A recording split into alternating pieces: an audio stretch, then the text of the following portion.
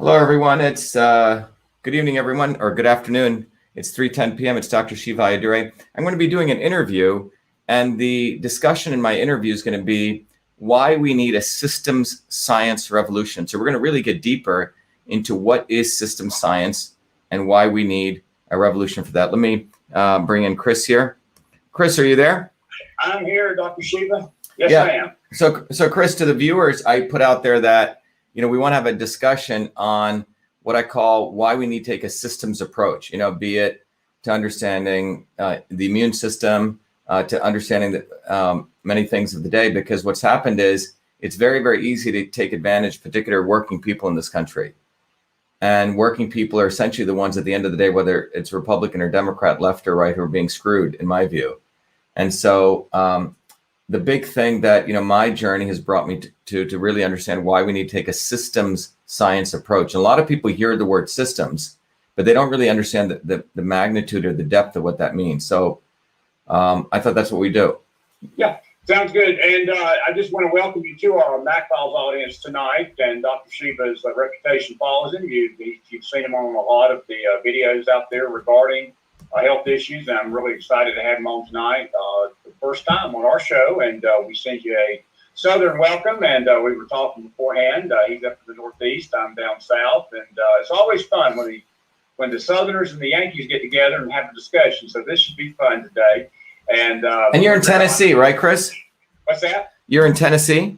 I live in Tennessee, near Knoxville. I sure do. I'm from Atlanta, Georgia originally, but been here about 20 years now. So down there in the volunteer state. Absolutely. Eastern part in the mountains. Okay. That's great. So where do we want to start? I'm just going to go ahead and ask you, Doctor, first of all, I do want you to do something for my audience here. If you would just take about 5 minutes and tell everybody who you are. There's some folks, most people know who you are, but there's some that don't. Tell them a little bit about your background and how you, because you've got 4 degrees. I mean, you've done tremendous contributions to medicine and other things. But tell everybody a little bit about Dr. Shiva, and then we'll go from there. Sure. By the way, to everyone listening, Chris is from Tennessee. And look, I think my journey, in many ways, I like going to the South and people who come from very salt of the earth community, because that's where I came from, Chris. I came from 2 worlds which were salt of the earth. One is, in South India. And I also grew up in a place called Bombay. But my grandparents so think about Bombay as New York in India in my formative years, and think about South India, like deep, deep, deep, the hills of Tennessee or deep Mississippi, right? 2 very different worlds, as you can imagine. So my grandparents were actually poor village farmers from that part of the world. They work, 16, 17 hours in the fields, literally planting cotton, and farmers, coconut pickers, right?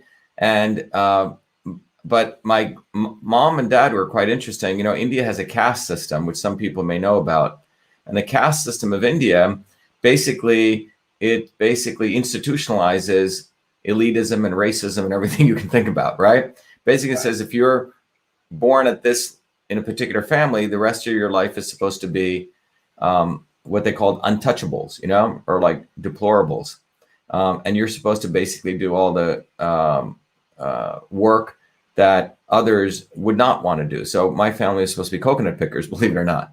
Now, the fact that my mom and my dad made it out of that is really a testament to their will and their grit and their determination. And so we were very fortunate. I came to the United States in 1970. I was 7 years old. And again, I grew up in very, diverse working class towns. First in Paterson, New Jersey, predominantly all African-American, one of the poorest cities in the United States. And then places like Clifton and Parsippany. And my parents kept moving to the better public education system. So in the last year, the 3 years of my high school, we moved to a very wealthy town called Livingston, predominantly, Jewish people, very nice people, but, it was a very elite town. I never felt at place there. It was very weird because I'd grown up in all these working class towns prior to that. And it was 4,000 kids in my high school. You can imagine, Chris, 1,000 in my graduating class. And I graduated, I think, first from the academic, and then second when they combined the academic and the math and humanities. Okay. So that was quite hard for people there to accept, because we were the only two, me and my sister were the only two dark skinned kids there who had come from these working class towns, so it was an interesting period. That was in the 70s when the public education system wasn't completely destroyed yet. But by the time I was 14, I started working full time at a medical school as a research fellow. I was very motivated. By the way, I wasn't just a math or science guy. Played baseball, played soccer, had a landscaping business. A lot of everyday people taught me a lot about how to really take care of myself. So I learned programming, was lawn mowing, right, painting homes. But the time I was 14, I started working full time as a software engineer, as a research fellow at what is now known as Rutgers Medical School in the heart of Newark, New Jersey, which is one of the poorest cities still in the United States. A lot of crime. Most people still are afraid to go into Newark. But my parents were very cool. They supported me. I had a mentor there, and my public school teachers changed the rules so I could go in the middle of high school and go work.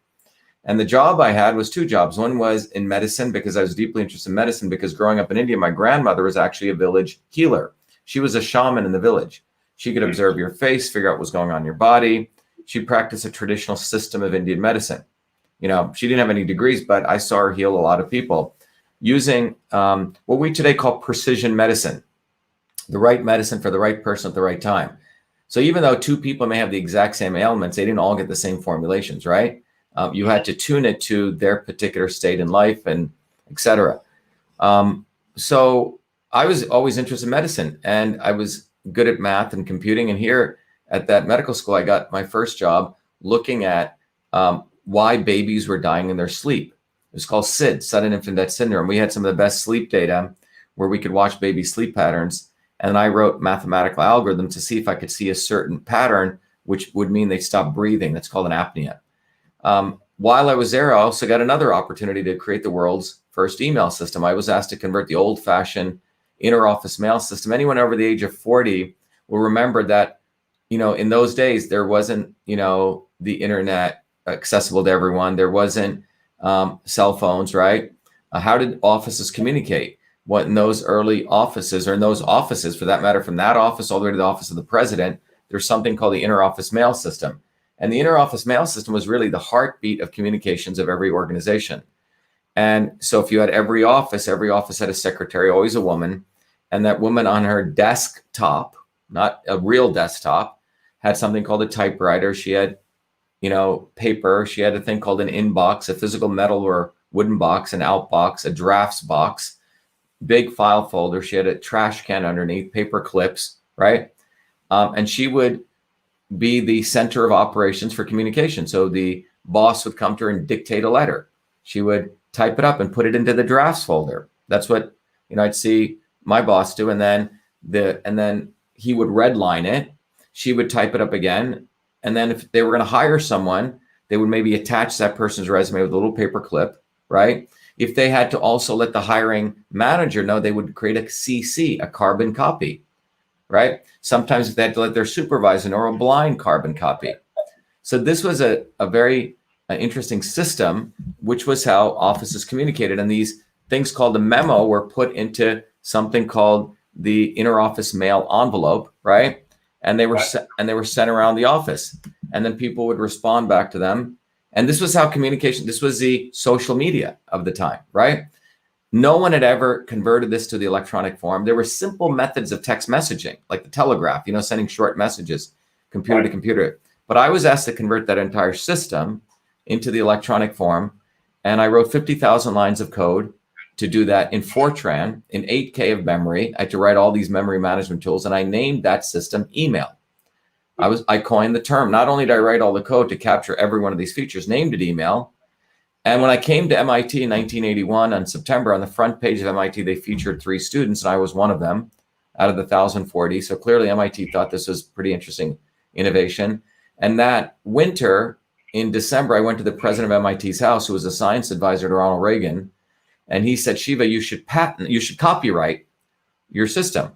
Because he said patents, the Supreme Court still did not know what software was. They wouldn't allow software patents. They weren't recognizing them. And in 1980, the Computer Act of 1980 was passed, which allowed you to use copyright law to protect software inventions. So my parents weren't like Bill Gates' parents, lawyers. They weren't wealthy. I had to write away for the copyright forms. You had to pay like $10, which is a lot of money for a kid, and I remember I got a couple of them and I filled in all of it, and you had to send in all your code. And it wasn't just simply putting a C with a circle. A lot of people who are ignorant think that's all it is. In those days, you had to send in all your code and back and forth. And on August 30th, 1982, an American kid was issued the first United States copyright for email and recognizing me officially as the inventor of email. So that's what I did before I came to MIT. That's what's important to remember. The innovation of email did not occur at MIT, did not occur at Harvard, did not occur by a Harvard dropout, did not occur by a nerd, right? Looking like a nerd. It occurred by a kid who was motivated not because he wanted to make money, because just the thrill of him being given the opportunity to work in this medical college. And by the way, a 14-year-old kid is the one who invented TV, Philo Farnsworth. Very similar surroundings to mine in Franklin, Idaho. Very humble surroundings, and RCA stole it from him. But the two important things I bring about that is I had learned about systems long before I came to MIT. Email is a system. It's not the simple exchange of text messages. And I never even wanted credit for it, Chris. I went in and out of MIT, did a bunch of degrees, started 7 companies. It was only 2011 when my mom was dying of a horrible disease called pulmonary fibrosis that all of this went in. Time magazine came and looked at a suitcase that my mom had saved with all the artifacts. And they said, Jesus, you invented email. They wrote an article. Everything was fine. And then 3 months later, the Smithsonian received all my papers. It was a great honor. It was a great, the American dream coming true. And it went into the Smithsonian. And on February 16th, 2012. And what should have been celebrated as an American dream, you can see the liberal elites, the racist liberal elites, who had written that, during those 33 years where I didn't promote it, there's like a new skull was found in Africa. It freaked them out. In fact, the Washington Post wrote a great article. Dr.SHIVA honored as the inventor of email. And these people attacked the writer. They said, this guy's a fraud. He's at all sorts of horrible names, because the thought of email being invented outside of the military industrial academic complex of the elites is what really bothered them.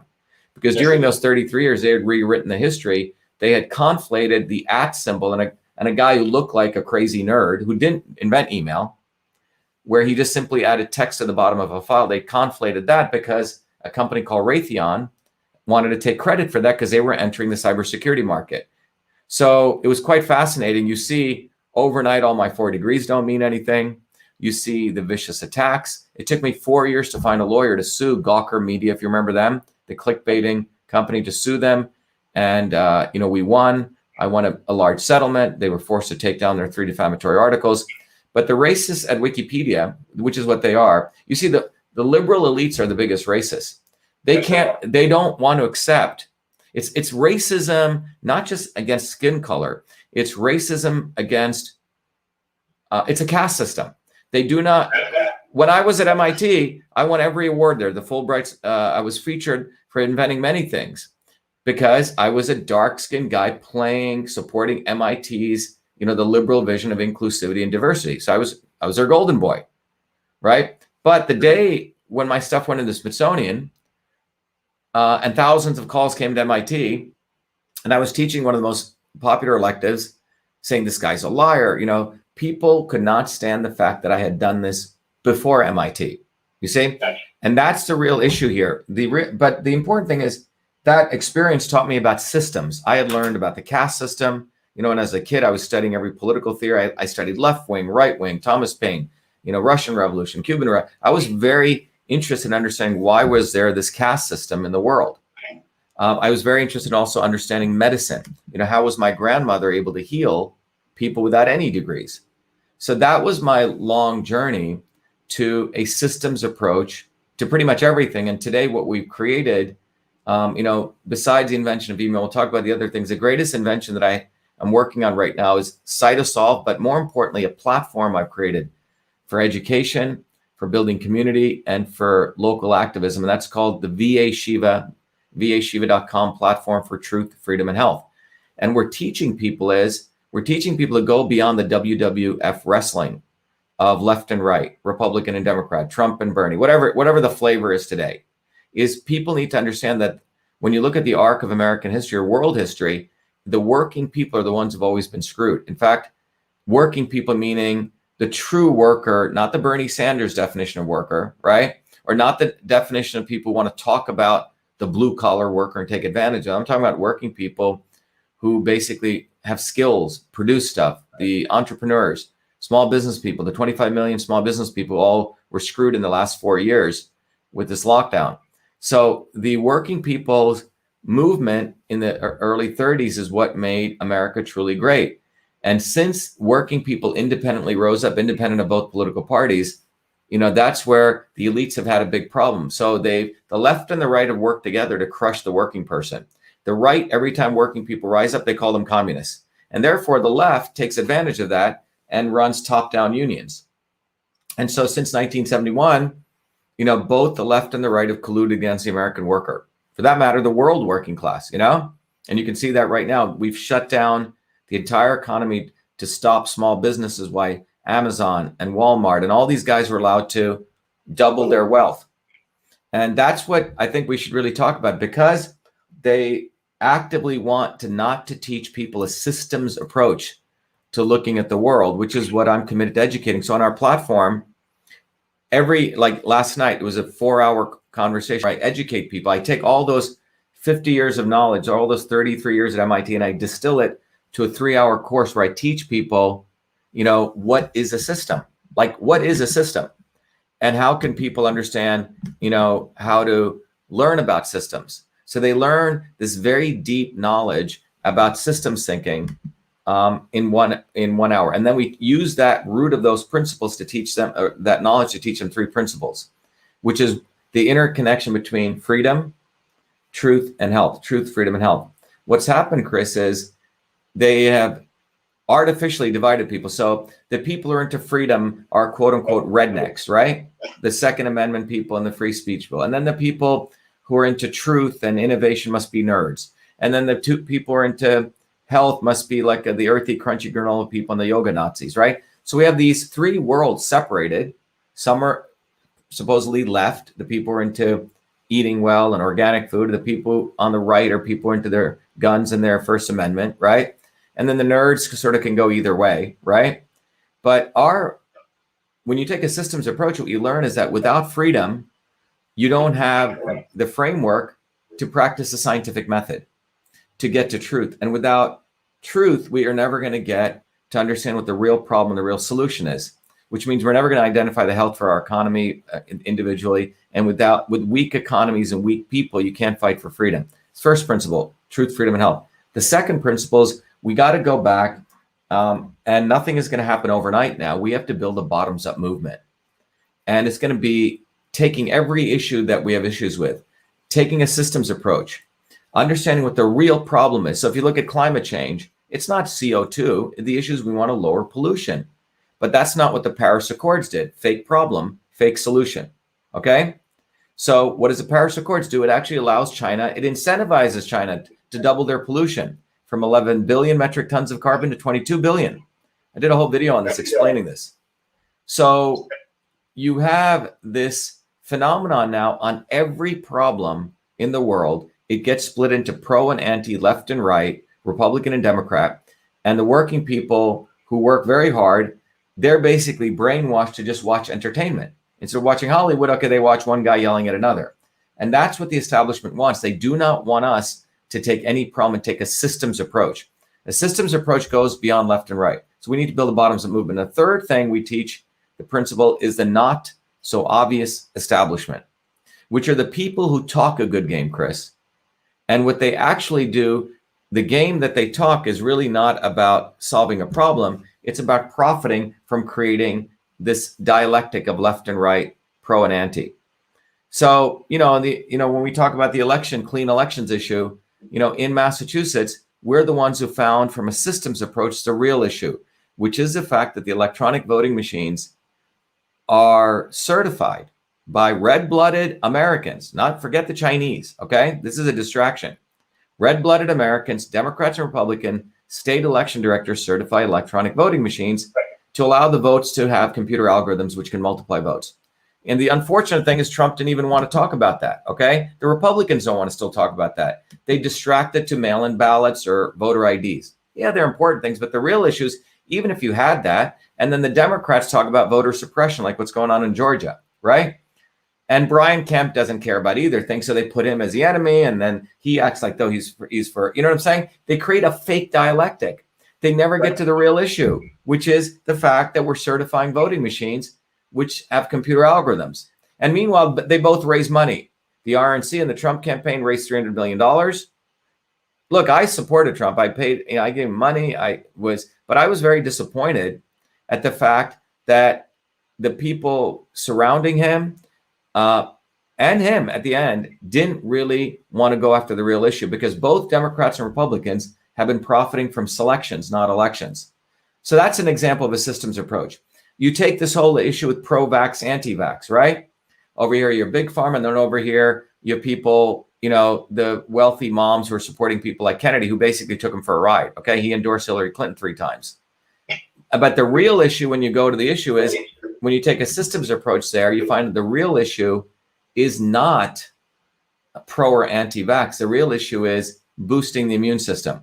And think about what's going on right now. We're basically telling people you can get inoculated, but you can be 2,000 pounds overweight and you can travel, that'll be fine. But if you could be an Olympic athlete and you choose that maybe you don't want to get inoculated, right? You have to stay in your home. You can't travel anywhere. So the reason this dialectic has occurred is both parties profit from keeping this pro-anti thing going. And they perpetuate it. They raise money. They have their nonprofits. You take something like cancer. Cancer, I don't see it solved, right? Right. What you do see is you see a lot of nonprofits who've made a ton of money, like the Breast Cancer Foundation. I think $2 billion foundation, $1.2 billion foundation, nonprofit. Their CEO just took a $9 million parachute, right? So what I'm trying to say is that's why I believe we need a systems science revolution. We need a revolution in science, because 90% of the academics today in academia do not practice science anymore. What they practice is scientific consensus, okay? Scientific consensus means you don't care about the truth, you watch which way the wind blows. And if 90% of the people say, oh, the sun goes around the earth, you go, yep, the sun goes around the earth. And that's not science. The scientific method says you ask a problem, you debate it out, you have, major debates, you disagree, agree to disagree, whatever, you go back and forth in a vigorous environment of debate. And then out of that, out of that experience, you then get to truth, right? Or you may find out that you were completely wrong, the guess that you made about something. So as long as you can have freedom, you can practice the scientific method. But if you don't have freedom, you cannot practice a scientific method. You end up getting to scientific consensus. And what's happened today in academia is most academics, and this is not just me saying this, are mediocre at best, even at the major institutions. Starting around in the probably mid to late 70s, they got rid of all the radicals in academia. Anyone who really wanted to ask tough questions, they were thrown out. So who remains in academia now are the lemmings, people who are salespeople. So if you look at the way the NIH and the NIAID, where Francis Collins and Fauci are, they control the lives in the biological sciences of pretty much 99% of scientists. So if you don't fall in line, you're out of work. So most scientists they don't have a spine, okay? Most of them follow the leader, right? Follow where the money is. So this is why we've gotten to where we are, because at every level of science now, it's become the oldest profession, and we know what that is from the Bible, right? The oldest profession. That's what science has become. So on any issue right now, the politicians go to the scientists, right?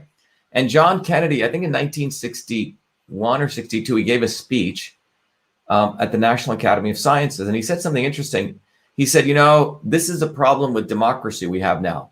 The problems of the world have become, I'm paraphrasing what he said, have become very complicated, right? We have major problems, right? Like how do you solve nuclear proliferation? How do you solve climate, right? Or is there a climate issue, right? Well, whatever it is, transportation, healthcare. So he said you have these very complex problems. The politician who gets elected into office, he can't even comprehend these problems, but he gets elected by hundreds of millions of people, right? Democracy. And then to make his decision, he goes to around 10 people, scientists, to ask them, well, what should I do? And he said that the problem of democracy now is you have a president relying on a small set of people. And you saw this with Trump, right? 2 people. And trying to, and because, you know, unlike, look, the very interesting thing was the founders of this country were scientists, engineers, a lot of them lawyers, but they came out of the Enlightenment where they studied science and engineering and chemistry. Like Washington actually knew what sine and cosine was. I don't know if Trump knows that. I don't know if Biden knows that. Okay. Do they, you know, they actually knew how to, you know, solve things. I mean, they actually knew science. So, and by the way, in China, just to give a very interesting point, do you know in China who their celebrities are, Chris? I would guess the scientist. Yeah, so in China, they don't have pictures of like, I don't know, Marilyn Monroe on a billboard, right? And American scientists will go to China and they'll, you know, a famous scientist where no one even knows him here, but when they show up to China, there will be miles of people waiting for that guy's autograph. That's interesting. Yeah, it's very interesting. And the Chinese Communist Party, for example, is made up of engineers and scientists. So these guys are planning 1,000 years ahead. Okay. So meanwhile, in America, we have lawyers and lawyers and lawyers and lawyers and liars, right?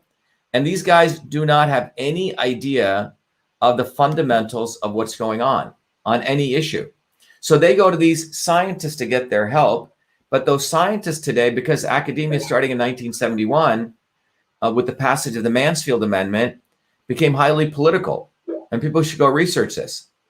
So today, science, unlike pre-1940s, was very vibrant, very competitive. If you were a really great scientist, you got given money and you could do a lot of great stuff, right? Now it's clawing to mediocrity. That's what we have in science. So because most of these scientists who claw to mediocrity, they're not really great. They're more good salespeople. You have them saying yes to everything because they need to get their money. You know, MIT gets $20 to $40 million on climate change. You put anything on climate change, you'll get funded. Cockroaches cause climate change, you'll get funded. Anything. So that's what science has become. It's become pay to play. So this is a fundamental reason why we can't trust the scientific community anymore. We have to create what I call citizen science. And part of what we're doing in our platform is doing that. So first we want to educate people, then in a systems approach, and which means beyond left and right. Then we're going beyond big tech. I run my own data centers here. So people on VA Shiva get to create their own forums. They get to have discussions. We created our own version of Facebook. And I don't want to do this for the rest of the world. My goal is to train around 50,000 people in 2021, 50,000 truth, freedom, and health warriors, like Jedi Knights. And these people need to understand, or at least the people going through our training get it, that it's not going to be Trump, it's not going to be Bernie, it's not going to be Biden, it's not going to be the next doofus Pompeo, whoever the hell it is, right? It's going to be the American working class, the world working class. Yeah, that's where we need to go, Chris. We need a systems science. We don't just need it. We don't just need a revolution. We don't just need a scientific revolution. We need a system science revolution. It's a new term. System science means people have to understand there is a physics, there is a science to understanding everything in the universe, whether it be your body, whether it be a political system, whether it be this computer. So, and that is the science that, my life has brought me to do, to organize in a way that I can teach everyone. So they don't, if they can't afford MIT, a working person works hard. That's what I want to educate people on. And if they learn that, they can see, oh, I get it. This is a real issue with climate change, or this is a real issue with medical freedom. This is a real issue with masks, or this is a real issue with the healthcare system. Without that, they're going to just get drawn into some fight. And if they want to do that, great, but just recognize that that's just entertainment. Tucker Carlson is entertainment. He puts on a face. He watches which way the wind blows. He watches which way his ratings are going to go. Same with Sean Hannity. Same with Cuomo, CNN, and Fox. They are not principled, and they don't need to be. They're making, a couple $1 million more every year. They don't care about the working class. I agree. So, okay, I have a question for you. What you just described to me, it makes a lot of sense in the vein of why this Dr. Fauci got so much power. Because Dr. Shiva, it seemed like he became the face, literally, and Birch, the woman, Mrs. Birch, became the two faces that we have witnessed this last year on this science. And there's been no other voices. And we talked about it a little bit before the show, they've been censoring so badly out here any attempt to question their wisdom. I put wisdom in quotes. Now, I don't look at it as wisdom. I look at it exactly what you described. It's been all pandering to their audience and the money and whoever's behind it. How did they get such power, in your opinion? Yeah, that is a great question. That is an awesome question. So I just want to let my viewers here know. So what Chris is asking is, how did these people like a Bricks or a Fauci or they're bureaucrats? If you notice something, something very interesting, you'll notice something very interesting. You'll notice that presidents come and go, right? That's correct. We think president is the most powerful person in the world, right? They said, oh, the president has so much power. I would argue that's not true. Presidents come and go. But a guy like a Fauci, a bureaucrat, you ever watch that movie, Office Space? You ever watch that movie? Remember that guy in the basement, the stapler guy? He's just there forever. He's there forever. And I think he's the one who burns down the place in the movie, right? Right? Well, it's an interesting thing because the people who are the bureaucrats who stay there forever are the most powerful people. True. Like even in the old Russian bureaucracy, there was some little clerk who was just there and he controlled everything, right? You thought the premier, the prime minister, but it was some. So that's what a Fauci and a Bricks represent. These people are politicians. Henry Kissinger said, if you want to learn politics, go work in academia. Okay? The academicians are the worst politicians because they fight for nothing. Okay? And remember, the Wall Street banker wants to make a lot of money. Okay? He wants profit. What does an academic want? You ever thought about what an academic wants? They're making maybe 80K, 50, 70K, right? They want power. They want control. They want control over narratives. So imagine, and the way this works is like this. You get your PhD. This was a model, right?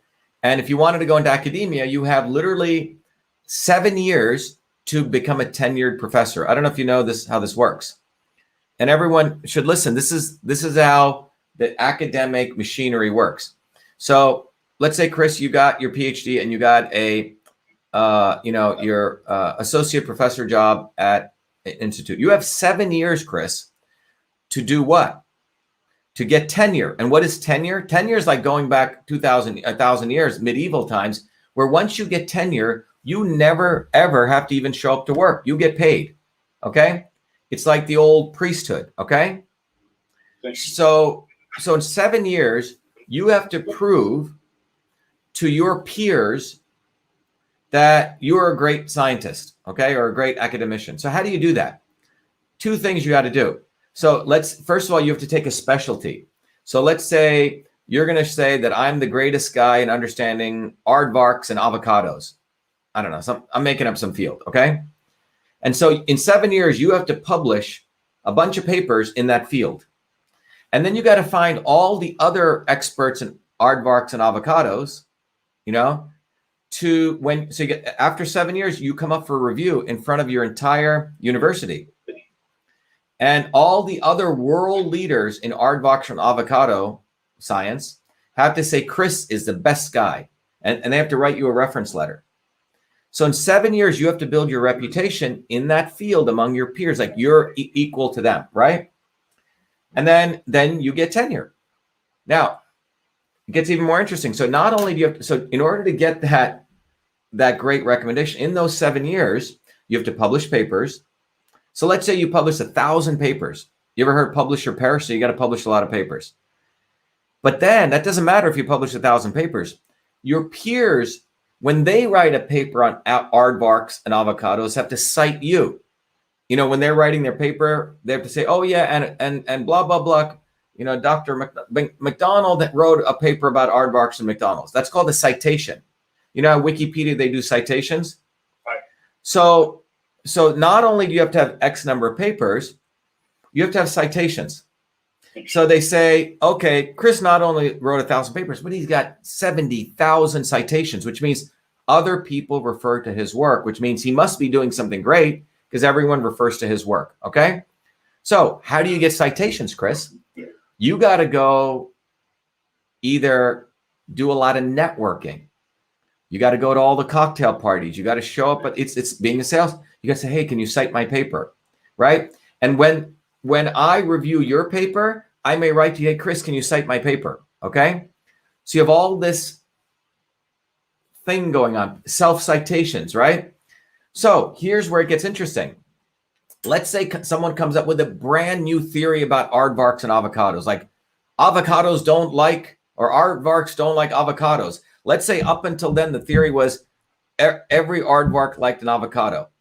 And you found out that was actually not true, right? You did some scientific study and you wanted to, and you actually had all the data and all the science. Well, now you got all these scientists who are at the top of the aardvark avocado expertise, convinced that aardvarks love avocados, but you have done this brilliant science, innovative science, okay? Showing it's not true. And you're just a first-year professor. Well, what do? Are you going to publish that paper?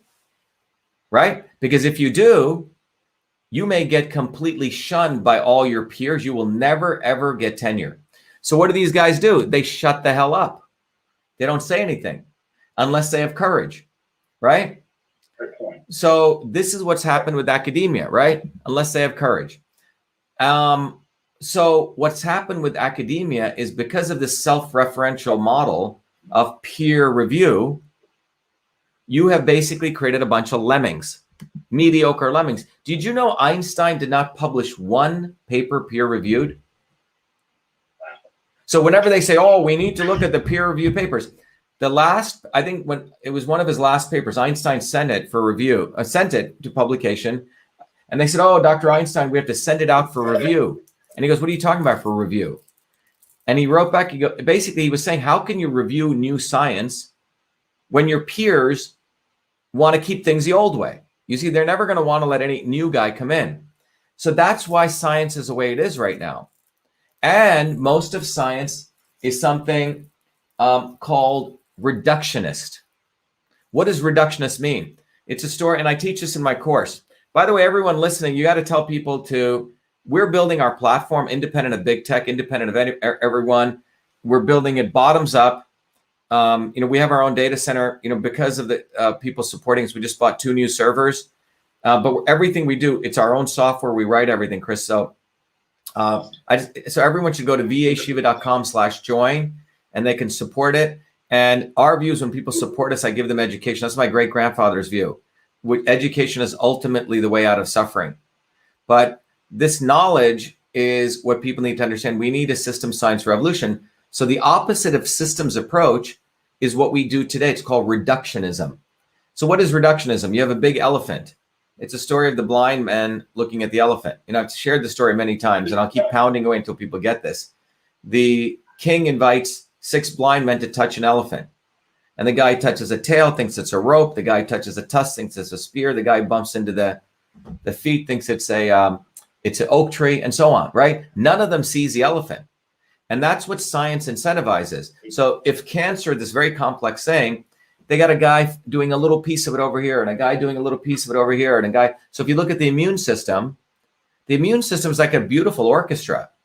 It's like many, many things interconnected. That's a systems approach. And, in November of 2019, I was invited to all the censors out there. If you dare censor this, I'm considered one of the leading guys on the immune system. The National Science Foundation, which is the #1 scientific technology institution in the world, invited me, not just invited me, but to give the prestige lecture at the National Science Foundation, and I proceeded to give this systems view of the immune system. It's not just the innate system. It's not just the adaptive, it's the interferons, it's our gut back. I mean, it's a very complex, it's like a beautiful orchestra. But they do reductionism, like the blind man, antibodies, antibodies, antibodies, antibodies, antibodies. They just want to focus on the tail of the elephant. Okay, we got to tug the tail. We got to tug the tail. Okay? Yeah, the tail is important. Okay? Keeps the flies off the elephant, but it's not the whole elephant. We have thousands of genes that get upregulated when, we're exposed to things, right? We have the interferon system. We have the microbiome in the gut, which we don't even know how it works. And we've now found that the 5%, the genes that we know as genes, that's only 5% of the DNA. The other 95%, we don't even know what it is. Now they're saying we need to redefine the definition of a gene to not just be protein coding things. So what I'm saying is we don't know so much. And yet we have a guy like a Fauci, a guy like a Briggs, who are actually very mediocre scientists. They're politicians. Okay? That's how he survived since Reagan onward. He's a politician. He tries to be a Hollywood guy, right? And he probably spends, I bet you if you looked at Fauci's calendar in a day, I guarantee he spent 90% of the time hanging around, drinking wine. I don't think he does any science, okay? But he's like that little peon in the bureaucracy. He knows everyone. So you better not screw with him because he'll destroy your career, okay? So all these cowardly academics, be it at MIT, Harvard, etc., they're the real cowards. They're not going to say anything. And that's why we cannot depend on the existing scientific institutions. That's why the problem they have with someone like me is I actually got all those degrees from MIT. I came to MIT with enough credits to graduate in 2 years, okay? So I didn't need MIT, Chris. MIT needed someone like me. And that took me many years to realize that. They find the brightest kids in high school and they put the MIT label on them because they need guys like us to perpetuate their brand, right? But the interesting thing is, I got multiple degrees in engineering, my PhDs in a field called biological engineering, this is what this whole field is about. So I find myself in an interesting position that, I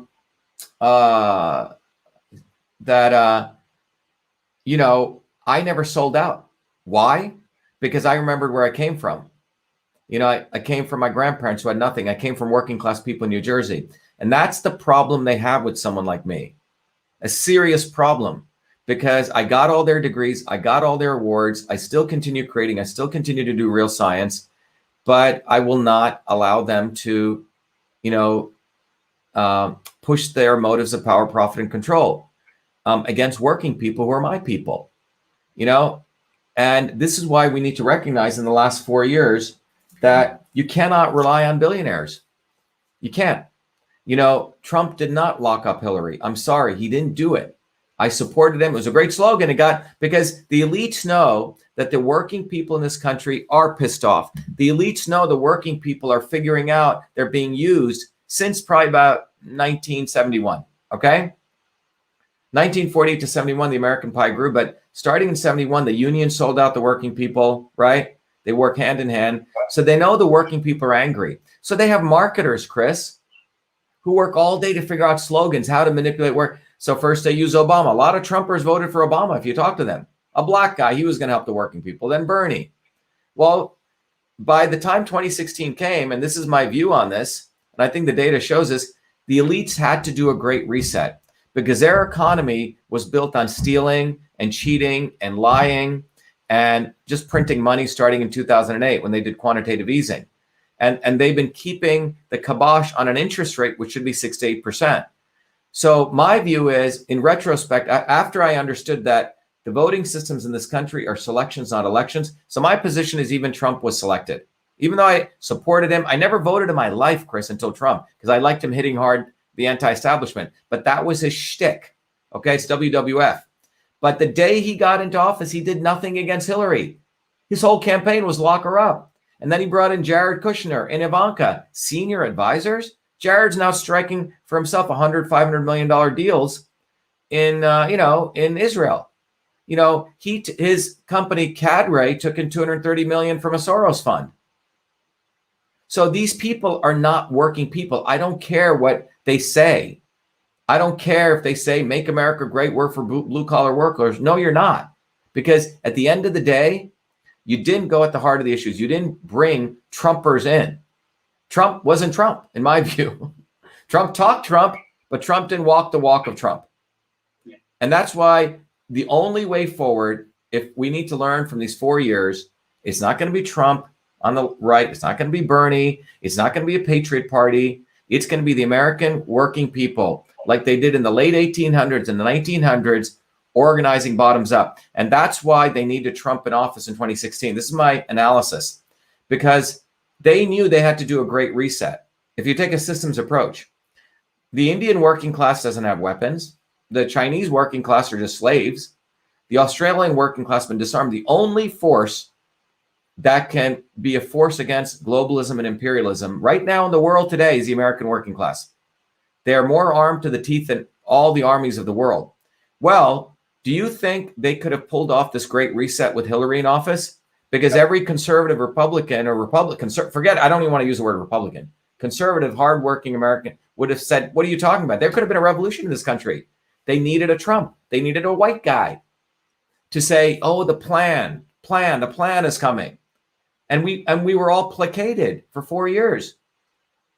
That's what we need. It's a hard pill to swallow. It's not a blue pill. It's not a red pill. I'm giving you the black pill, okay? Or the brown pill, whatever you want to take it. But when you take a systems approach, what we come to understand is that we have to go beyond left or right. We have to go to the people that are us, which are the working people. So anyway, Chris, I got a video that I don't know if I can play here.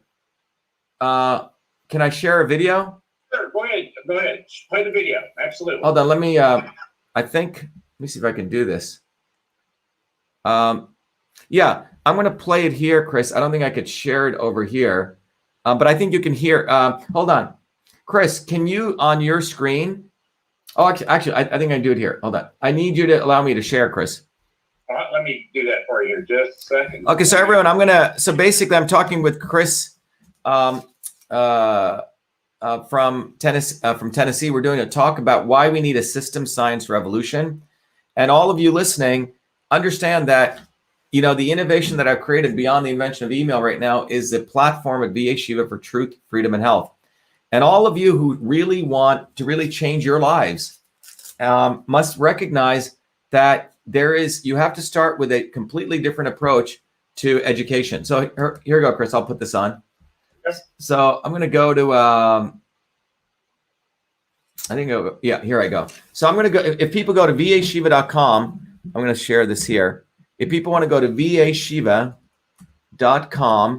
and you go to, by the way, if you go right to that website, you'll find that on that website is a capability where on the top right, you can click join Dr. Shiva. Okay. And this is our platform. And when you click on the website, okay, it'll take you to a page where the page says, you know, welcome to VA Shiva, the revolutionary platform being developed by Dr. Shiva, the man who invented email. This platform provides foundational educational curricula and innovative tools so you can be a force to deliver real solutions to affect truth, freedom, and health. And the sister URL is vashiva.com/warrior. And what so what we're educating is we're sort of educating truth, freedom, and health warriors. That's not sort of, that's what we are. And Chris, I think you can see this, right? I can. And here, actually what I'm going to do is I'm going to stop the share. When I share the screen, I got to hit the audio so your viewers can hear the audio there. Okay. And there's a video I put together. It takes a couple minutes. Let me play it for everyone, but it'll give you an idea what we're building. But on the Warrior website, vashiva.com/warrior, anyone who gives us support, Chris, because we're plowing all that, they will understand this diagram in a 3-hour course. It teaches them systems theory. Then they get access to tools. They get access to a whole portal I've created. They get access to use those same principles to understand how their body is a system. They can actually figure out what are the right food supplements for them, Chris. But then they get access to the textbook. They get access to a number of books. But this is the educational piece. But not only that, Chris, we've also created a platform. And let me play the video, okay? Where people can actually build community. So here we go. We have allowed our country to be taken over from within, and the end goal is you will have a homogenized world where we will become slaves, because there is a condition among the elites that really thinks they're better than you, deep down inside them, that you don't deserve the freedoms you have. They don't. This reality is what people need to wake up to, and we need to all unite working people. There's only one movement that can do that, and that is the movement that we started creating here in Massachusetts, the movement for truth, freedom, and health. Look, I've been a student of politics since I was a 4-year-old kid, studying revolutionary movements, left wing, right wing. There's a physics, there's a nuclear science to destroying the establishment. To build a bridge, you need to understand Newton's equation. You need to understand the laws of gravity. You need to understand Poisson's ratio. There is a way to build a revolution, and that's why I put this together. My goal is to train a army of truth, freedom, and health leaders. We don't need followers like social media. We need leaders, but they need training, because the educational system does not teach them history, nothing. So in 3 hours, that's what I've started doing. That's the solution. We got to train people. First, with understanding what a system is. The second is understanding the interconnection between truth, freedom, and health. Freedom is the ability to move freely, communicate freely, right? Talk freely. Without freedom, you cannot convert ideas, hypothesis into truth, which is science. And without freedom, you can't really get to truth. And without truth, you make up fake problems and fake solutions, which means you destroy our health. And without health, which is the infrastructure of us and our body, you can't fight for freedom. Third concept is it has to be bottoms up. Working people, people who work united. And what the right wing has done is whenever you say working people unite, that must be communist. Meanwhile, they've let the Democrats run unions, which suppress workers. Completely corrupt. But when you look at the arc of American history, it's been when working people came up. We need to go local. Every solution I'm coming up with as a part of this movement, we're giving the science, which is the truth, and then we tell people what they can do on the ground. Like with election fraud, you don't need to wait for some lawyer. Our goal is to train people. They have to go local, to go local, to go local. Fight locally. Forget lawyers, forget politicians, forget celebrities. You've got to learn politics, and there is a science to it. If they lock us down, we should be ready to shut them down. And the fourth part of this principle is a not so obvious establishment. So when you look at a system, there's always something that disturbs you from getting to your goal. Well, the biggest disturbance is a not so obvious establishment, which are those people who claim they're for you, on the left and the right. The Al Sharptons who tell black people I'm for you. The Tucker Carlsons. Do you think any true anti-establishment person will ever be on Fox or CNN? I don't think so. They both mislead working people back into the establishment. Without this solid understanding of political physics and theory, you're screwed. You're going to follow on the left wing, Bernie Sanders. Oh, he said something. Or Robert Kennedy. Scumbags. Or you're going to follow, some right-wing talk show host. They're not going to lead us to liberation. It's us. And that political physics, it's a nuclear science of change. Bottoms up. We have to organize to understand that there is people who talk a good game and then look at what they actually do, left and right. I'm sorry, Sean Hannity may say some good things, but I don't see the urgency in his voice to get something done. And it can only come when you weaponize yourself with the right knowledge. You need to be able to identify a rat. Christ didn't go after the Romans, right? It was the Pharisees and the Sadducees who screwed him up. His own quote unquote people. And that's where we're at. So these 4 concepts I've built into a curriculum. People can go to bashiva.com, and it's an educational program. We need to train people in political theory. You need to have physics, and I've created that curriculum. People need to get educated. We need to get educated fast. And within a half an hour, I can teach people. 2 years of MIT control systems, I teach people those concepts. Then I apply it. Anyone can understand it. And then you say, oh, I got to build a bottoms-up movement. They have to get politically astute, and then they have to go locally and act, not sit there on social media. They have to act locally, defy locally, do civil obedience locally, but with knowledge on how to build a movement. And the Senate campaign's expanded to the movement for truth, freedom, and health, and they can find it on V as in Victor, A, Shiva, vashiva.com, so people can sign in. They can get access to a bunch of videos. If they want to take a course to become a truth, freedom, health leader, I offer a full scholarship there.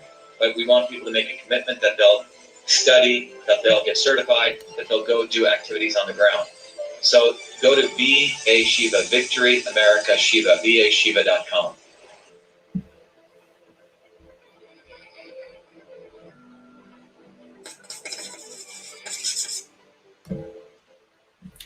Anyway, Chris, I hope that helped understand the bigger way that we get there. So the goal is not to just whine, Chris. There's an actual very clear plan that I have. I'm an engineer.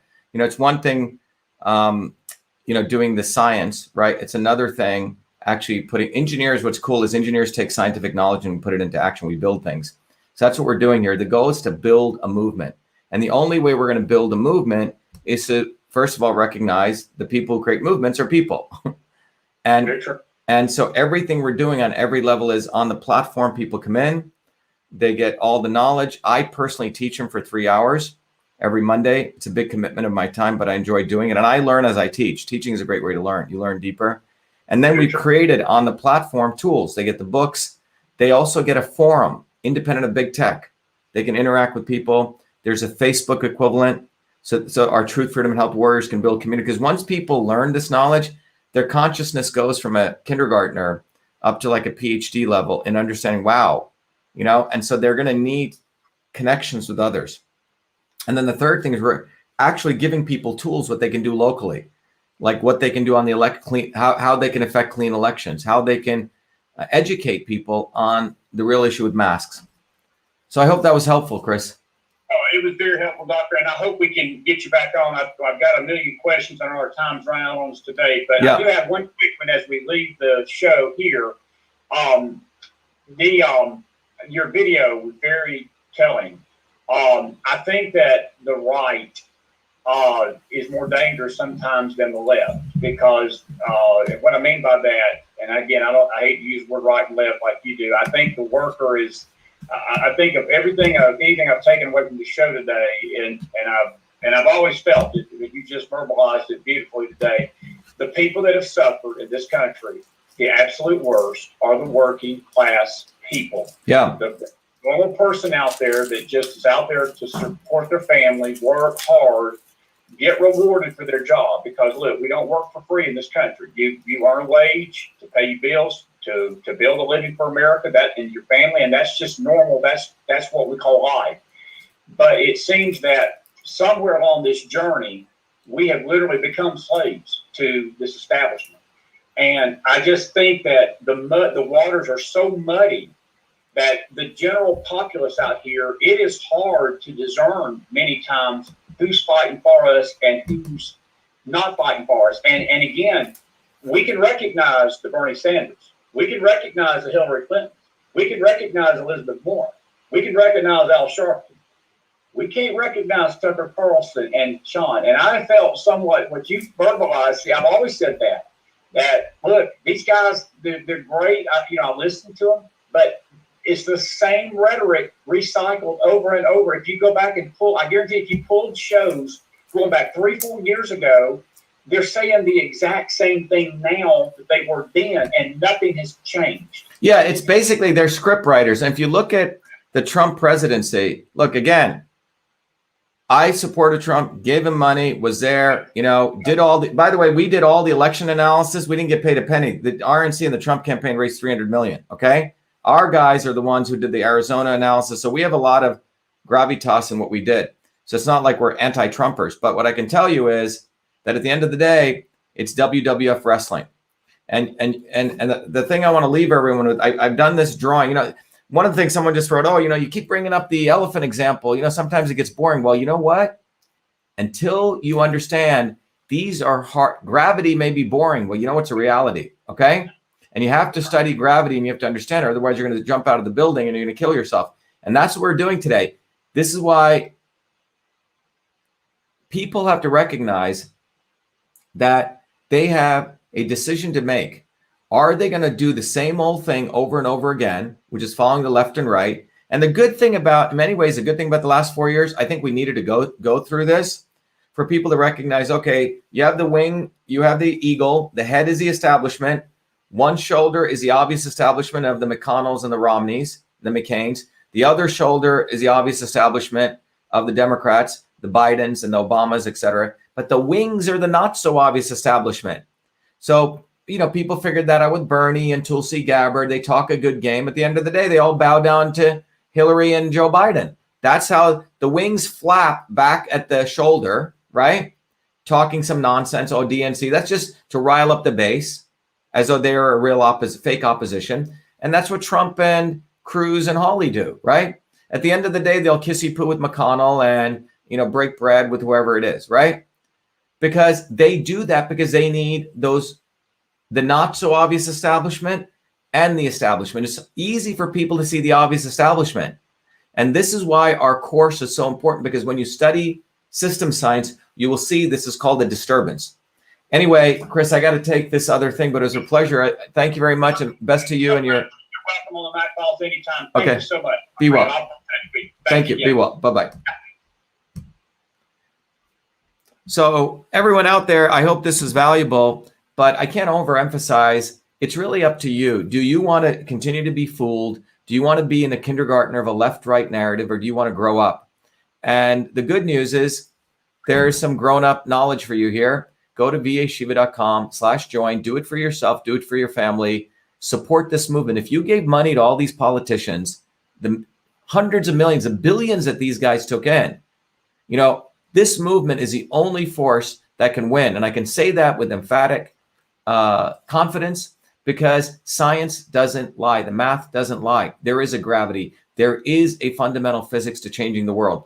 And those physical principles are invariant, whether in your body or anything around you. And that's called system science.